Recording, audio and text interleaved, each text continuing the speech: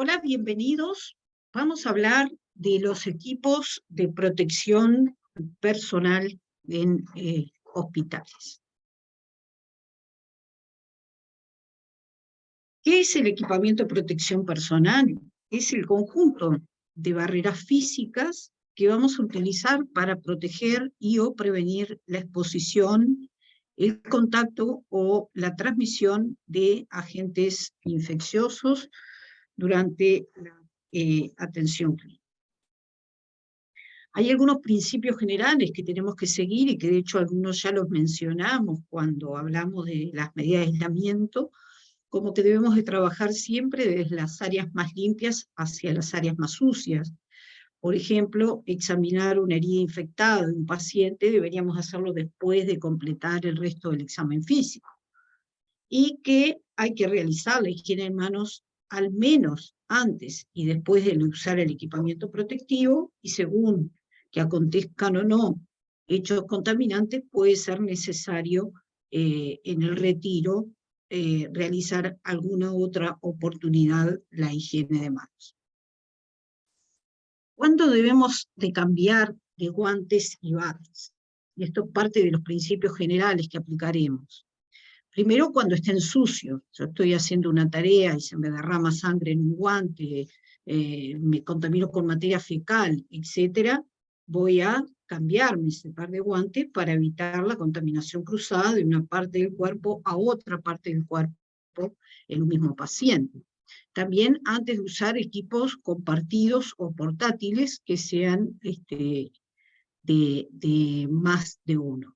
Al salir de la habitación de un paciente, y esto muchas personas creen que no es posible aplicar precauciones de contacto en una habitación compartida, y sí es posible si el paciente se limita a su zona de paciente y el trabajador trata cada zona del paciente como única. Ustedes saben que en una habitación doble, por ejemplo, la zona del paciente es toda aquella que está comprendida en el área de su asistencia, la cama, los soportes de suero, los aparatos que tiene conectados, su mesa de luz, etc. Entonces, cuando en una habitación hay dos pacientes compartiendo, yo voy a cambiarme los guantes y las batas cuando salga de la zona del paciente 1 hacia la zona del paciente 2, aunque ambas zonas estén dentro de una misma habitación. Hay que asegurarse de que el personal que ingresa a la habitación de un paciente, y esto incluye estudiantes, personal médico y no médico, personal de mantenimiento, personal de radiología, de laboratorio, nutricionistas, etcétera, que reciban la capacitación adecuada sobre el uso del equipamiento protectivo, qué elementos tienen que utilizar y cómo utilizar estos elementos, porque de nada vale disponer de la mejor material si a la hora de utilizarlo lo hacemos mal. Con respecto a los guantes, se utilizan para una exposición anticipada, o sea, yo sé que voy a tener riesgo de exponerme a fluidos corporales, material infeccioso, piel no intacta, o, por ejemplo, en cuanto al personal de aseo, exposición a productos químicos como los clorados, peróxido de hidrógeno, etc., o, por ejemplo, el personal que desinfecta equipos, como albuteraldehído, etc. También se utilizan guantes para procedimientos generadores de aerosoles, como puede ser la aspiración de secreciones de un paciente con tubo endotraqueal.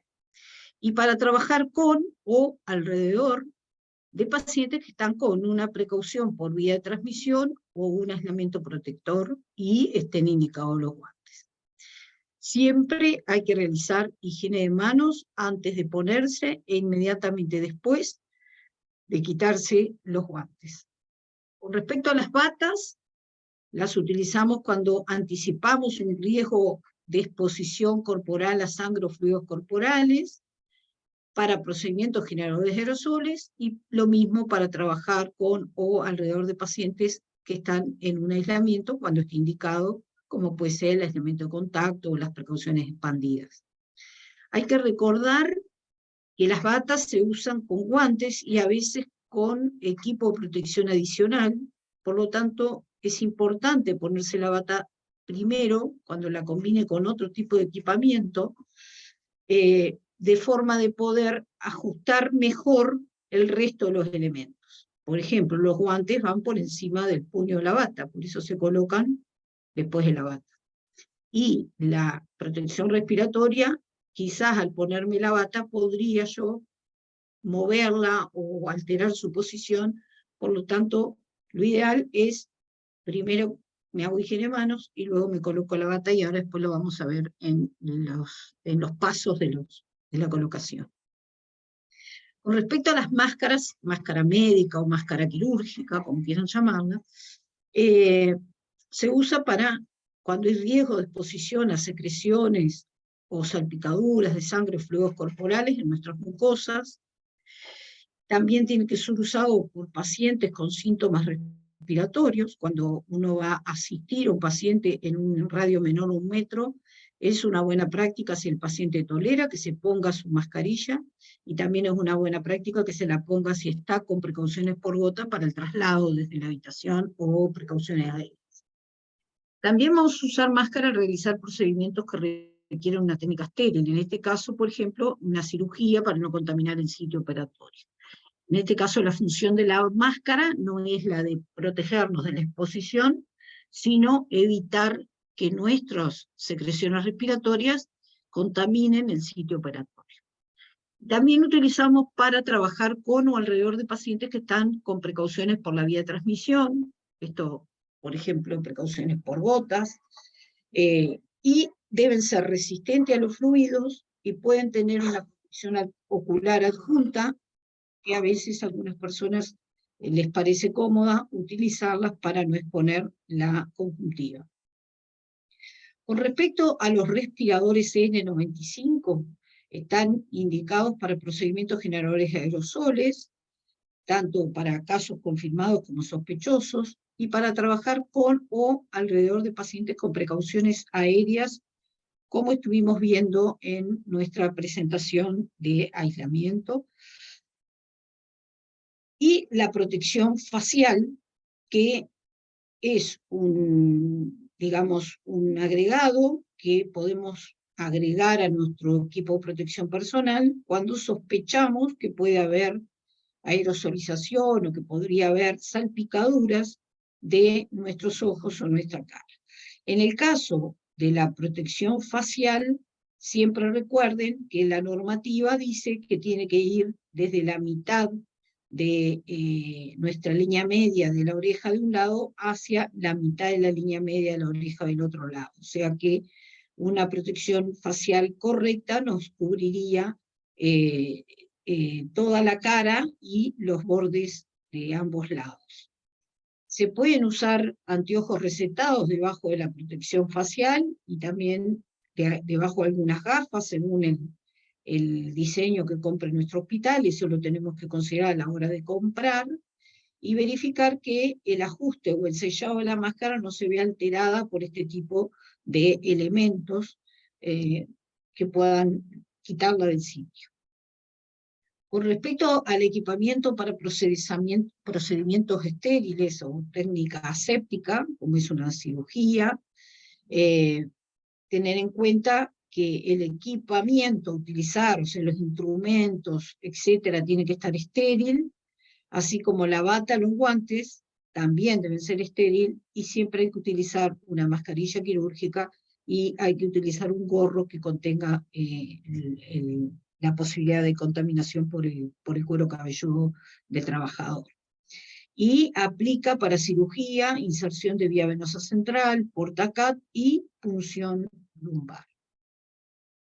Ahora veamos algunos detalles con respecto a la colocación del equipo de protección personal. Primero, que hay ciertos pasos previos que siempre se deben de cumplir en un hospital, como por ejemplo tener el cabello largo recogido, no utilizar joyas, reloj o estar con un abrigo o un saco colocado. limpiar los anteojos antes de colocarse el equipamiento, porque después no es posible, verificar que el equipo que me voy a poner no esté dañado, y que el tamaño que me dieron sea acorde. Un obeso no puede ponerse un talle S, un talle M. Tiene que haber una persona con una mano muy grande, no puede colocarse un guante 7 si calza un 8,5, un 9. Y, como siempre, realizar higiene de manos con un desinfectante adecuado. Estas serían las cosas que uno tiene que considerar previamente. También recuerden que si el procedimiento que van a hacer es muy largo, es conveniente hidratarse antes de colocarse el equipamiento protectivo, porque muchas veces, si usamos batas, guantes por un tiempo muy prolongado, esto nos puede provocar calor y deshidratación. Con respecto a la bata, ponerse la bata de aislamiento y atarla hacia atrás. ¿Por qué tenemos que atarla atrás y no hacia adelante?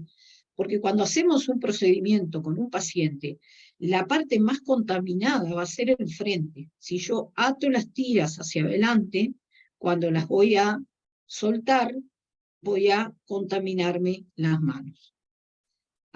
Así que me voy a poner la bata de aislamiento y me voy a colocar la mascarilla quirúrgica.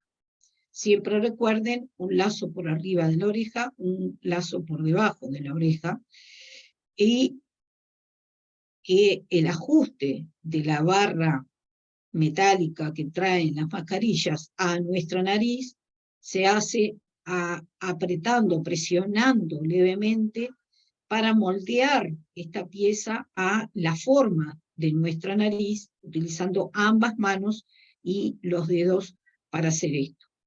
Y asegurarse que la mascarilla, entonces, una vez colocada, cubra la nariz, la boca y el mentón. Con respecto a la colocación de las gafas, pueden, como dijimos antes, ir sobre un anteojo personal de receta si fuera necesario, y la pantalla que se utiliza para evitar las salpicaduras en la cara también puede tener la función de preservar nuestra N95. Ustedes saben que en la pandemia, donde la disponibilidad de N95 era muy limitada y el trabajador la reutilizaba durante la guardia, esto puede ser una buena práctica para evitar que se salpique y que, por lo tanto, su contaminación externa la evitemos, además de todo lo demás que dijimos que sirve para su uso. Luego nos vamos a colocar los guantes.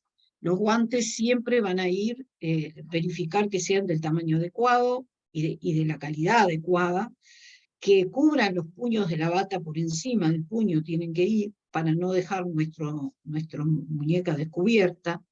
Y una cosa muy importante, y es un error que se ha generalizado y que hay que tratar de difundir lo correcto: nunca desinfecte los guantes con alcohol con la intención de seguir utilizando.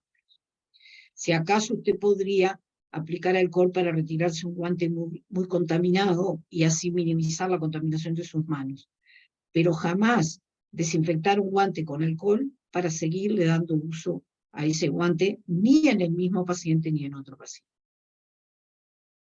El retiro del equipo de protección es muy importante, porque se ha demostrado que es uno de los momentos en los cuales se puede anular el efecto de protectivo que buscamos.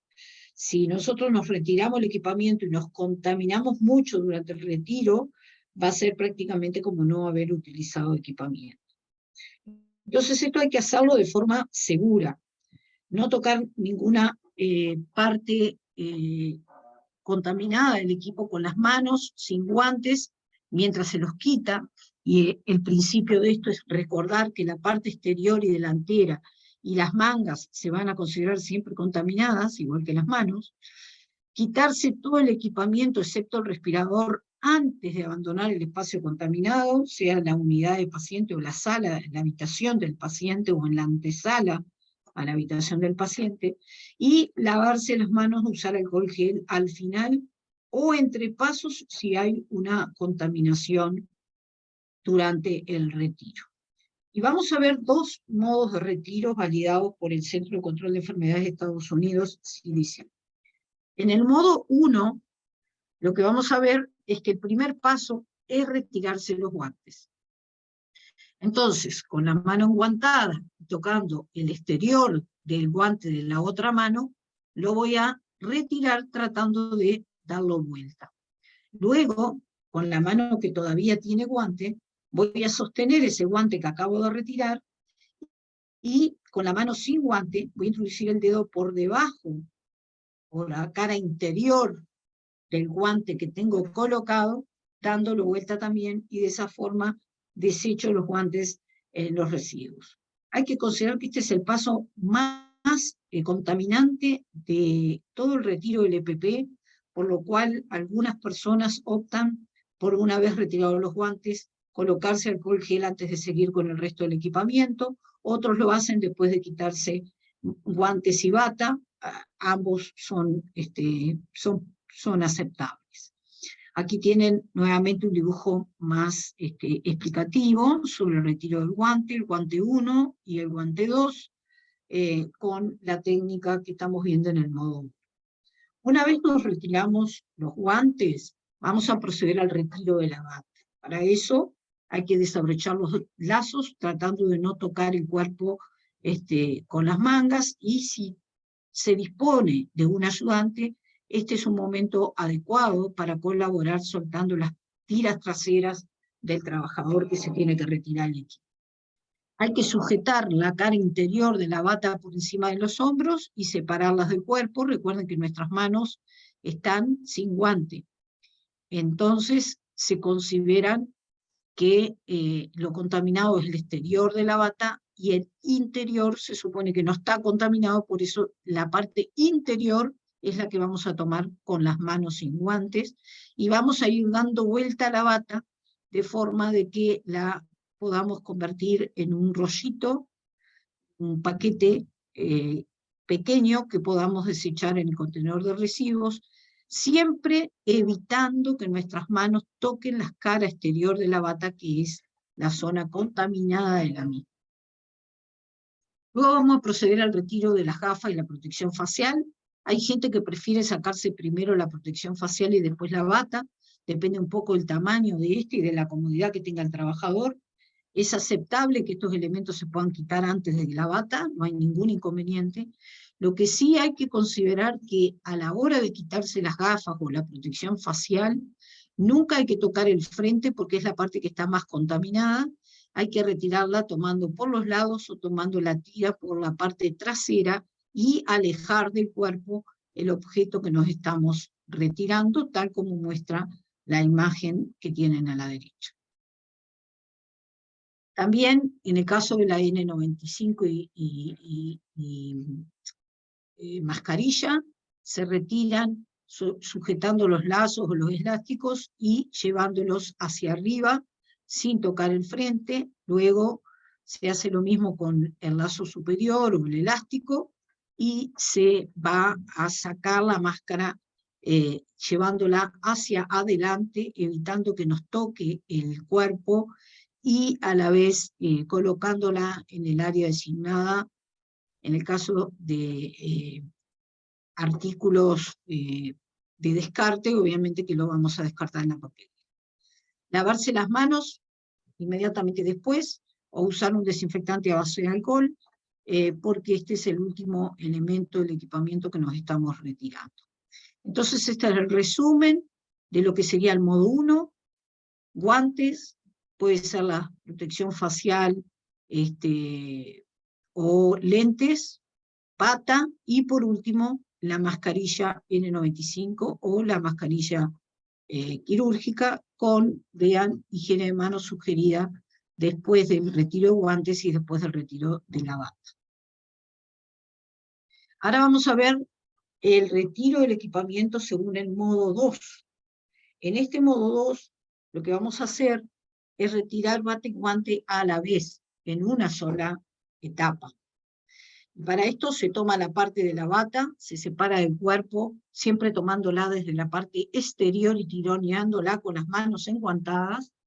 Se jala la bata del cuello y los hombros y se la separa del cuerpo. Y se utilizan las manos para ir arrollando la bata y ir retirándola, y creo que lo mejor va a ser pasar a la siguiente diapositiva, donde ustedes puedan visualizar mejor gráficamente cómo se hace. En la imagen A, ustedes ven que el individuo tironea la bata para soltar las tiras, para romper las tiras, luego va sacándose la bata desde los hombros y se va sacando desde las mangas, y vean cómo, dejando hacia el exterior guantes y el exterior de la bata, que es lo contaminado, va arrollando la bata desde su cara interior para poderla descartar toda de una vez. Con respecto a la protección respiratoria, sea o la N95, se vamos a proceder al retiro igual que en el modo 1. Ahora vamos a hablar del ABC del uso del equipamiento. Disponer del equipamiento en todos los turnos es fundamental. Un hospital que aplica aislamiento de mañana y no de noche va a fracasar en su esfuerzo. Utilizar el equipamiento acorde a la talla del trabajador. Utilizar una talla incorrecta favorece la transmisión, porque si ustedes se tienen que retirar un guante que les queda muy chico, se van a contaminar más que si el guante les queda bien. Si el guante es muy largo, ustedes van a tener más torpeza y se les puede salir de las manos, si es muy grande. Hay que exigir el equipamiento también de acuerdo a estándares. Si ustedes van a atender a un paciente que está mojando mucho su herida, que tiene alto riesgo de exposición corporal, ustedes tienen que exigir batas impermeables y con un gramaje adecuado. No hay tampoco que utilizar piezas del EPP que no estén indicadas, porque cuantas más piezas tiene un equipamiento protectivo, mayor es la cantidad de riesgo que voy a tener durante el retiro del mismo, y quizás en lugar de favorecer, lo que va a hacer es contribuir a una mayor contaminación.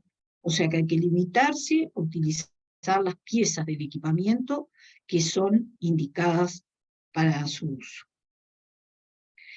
También hay que considerar descartar el equipamiento según el protocolo para minimizar la contaminación y utilizar recipientes grandes que nos permitan una eliminación adecuada, que no se desborden, que no contaminen el entorno o que sean una dificultad para el trabajador que los tiene que descartar y que de pronto tenga un recipiente muy pequeño y un equipamiento más grande que el recipiente.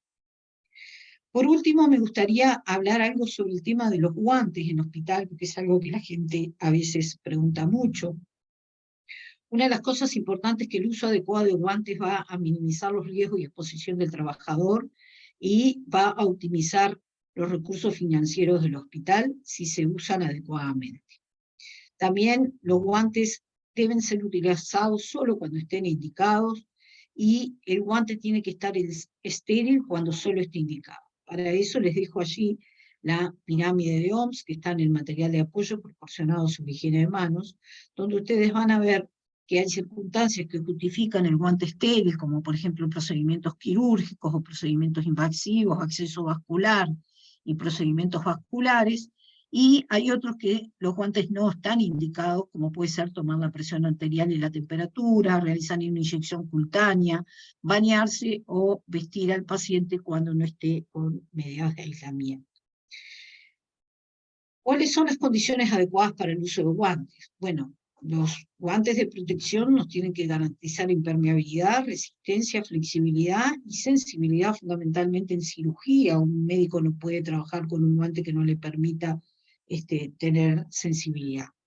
Tenemos que tener las manos limpias y secas y sin cremas antes de colocarnos los guantes. Mantener las uñas cortas y sin esmalte, ni no usar uñas artificiales que los puedan romper. Trabajar sin anillos, salvo la alianza, porque las joyas, las piedras pueden romper el guante, obstaculizando además la higiene de manos o fijando en la piel partículas desprendidas de los guantes. ¿Cuándo cambiarlos? Entre acciones y procedimientos distintos, inmediatamente después de tocar material contaminado, al cambiar de un paciente a otro, aunque sea una cohorte, y cuando el guante se rompa o perfore. En dicho caso, se higiene manos antes de colocarse el nuevo guante, aunque luego continuemos la tarea con el mismo paciente. Hay una norma, que es la EN 374, que establece las características para la protección contra microorganismos y contra productos químicos. Y esta norma mide dos cosas: la penetración, que es la capacidad de avance de un producto químico a través del guante, o la permeabilidad, que es muy importante medir el tiempo de paso, o sea, cuánto tiempo el líquido peligroso se puede filtrar hasta entrar en contacto con la piel. ¿Sí? ¿Por qué? Porque a veces la capa del guante puede actuar como una esponja, retener el líquido y de todas formas estar en contacto con la piel. Y ustedes van a ver en los guantes los siguientes sellos. Este sello que ven allí, con el símbolo de biopeligroso, es el sello que nos va a indicar la protección microbiológica. En el caso de que diga la palabra virus debajo, además de protegernos contra hongos y bacterias, ese guante también nos va a proteger contra virus. Con respecto al logotipo de protección química, ustedes van a ver que va a garantizar que el producto nos protege contra la penetración y o permeación de determinados productos químicos, el tiempo máximo de protección y la grabación del material dependiendo A, B o C, y esto va a estar indicado en el pie del loguito. Ahí va a poner hacia qué tipo de protección química nos va a dar el producto. Y por último, viene acompañado de instrucciones y tablas que indican los productos químicos que se pueden utilizar para cada uno de estos casos. Con respecto a los guantes de protección química y microbiológica, por ejemplo, para el personal de aseo, ustedes van a tener que puede haber de nitrilo, puede haber de goma, puede haber... Lo importante es que ustedes verifiquen la existencia de los sellos de microbiológico y de productos químicos para su utilización.